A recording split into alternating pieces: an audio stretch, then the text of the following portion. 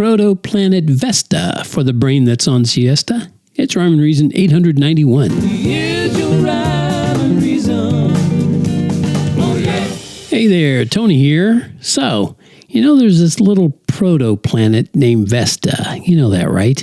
And as it turns out, little Vesta might have some clues as to how life on Earth might have formed. Yeah, scientists discovered some areas of impact on the minor planet, air quotes around that seem to show, quoting them, collisions with carbon-rich asteroids.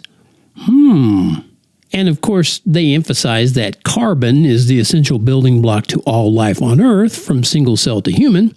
Yeah, so all that information on one little protoplanet. But what in the universe is a protoplanet? Well, there's this lying definition you can easily find online. I found it. A definition that says a large body of matter in orbit around the sun or a star and thought to be developing into a planet.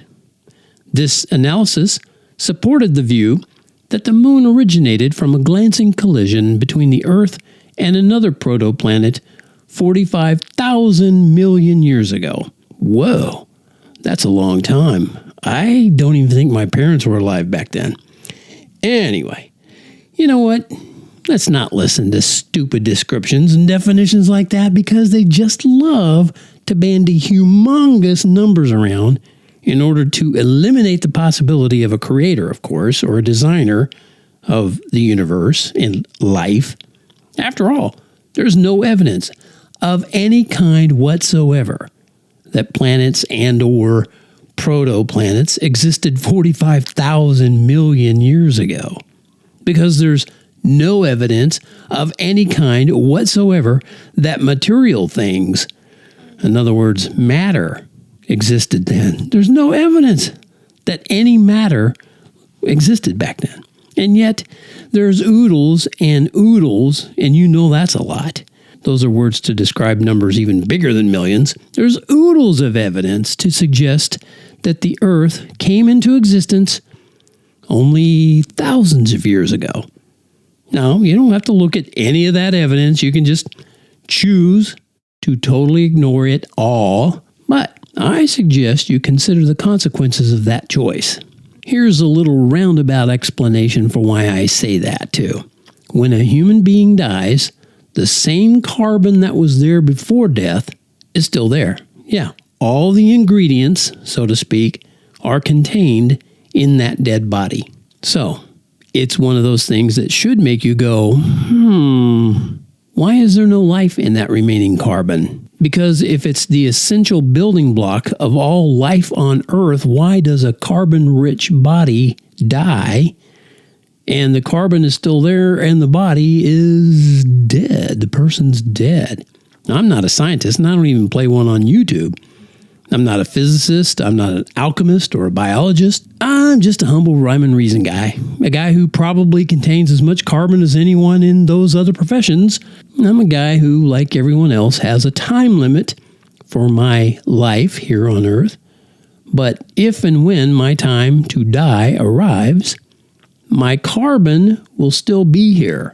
People will have to deal with it. They call it the remains. You may have heard that. So what remains of me once I die is a pile of carbon. You could say it like that. It's not a very nice pile either. So my life did not arise from or depend on carbon to have life. And real science shows the enormity of complexity in human DNA. The code in a single human cell can fill volumes of information. You have your own unique DNA. Everyone does. My finite mind can barely apprehend and certainly not comprehend completely the almost infinite implications of that. But I can say it without hesitation. DNA clearly shows we are information-based, not carbon. It's sort of like this. My computer is a cool-looking device, but without the information in the software, it's just an intricately designed, shapely piece of aluminum. It's really lifeless. And no amount of added aluminum will ever get it to calculate, punctuate, or create a single image, sentence, or sound without help from life and information-based people.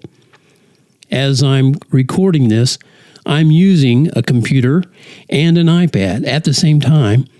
I am reading things on my iPad, and I'm recording them on my laptop, and they can't do any of this without me setting it up.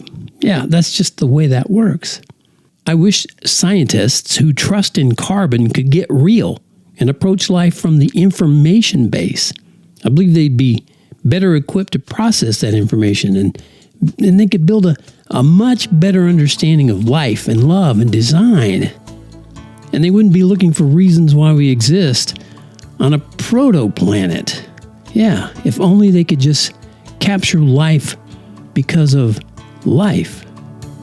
Here we are, living life each minute, so glad that we're in it every day and forever after, sharing love and laughter, holding on in every kind of weather.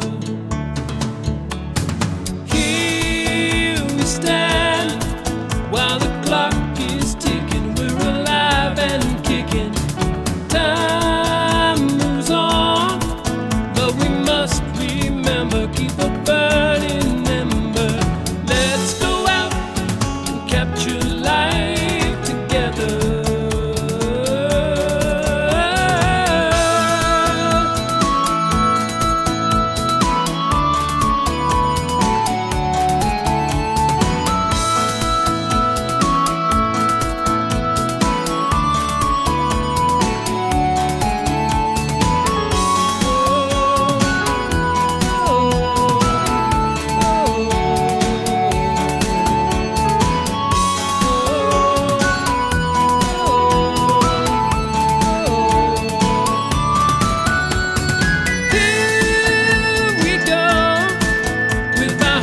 On fire, reaching ever higher.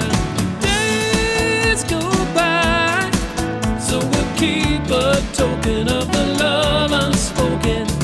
Let's go out and capture life together. Yeah, let's go out and capture life together. Let's capture life together. Yeah, capture life because life comes from a designer. Capture life because life is a real thing, not just based on some sort of carbon. It's based on information. We're created by a living, loving, personal, relational designer, creator who loves us enough to give us all we need to exist and give us every opportunity to exist and live in paradise forever. But sadly, most people don't care. They don't want that. I hope that's not you. All right, that does it for this episode of the Rhyme and Reason podcast. Be sure to go over to TonyFunderburk.com and jump on the Rhyme and Reason bandwagon if you haven't already. Your email will get you some free cool stuff, and occasionally you'll get other cool stuff that even the listeners here on the podcast don't get. So if that can entice you to be on the bandwagon, jump on the bandwagon. And as always, remember, life has rhyme and reason because God made you. There's a rhyme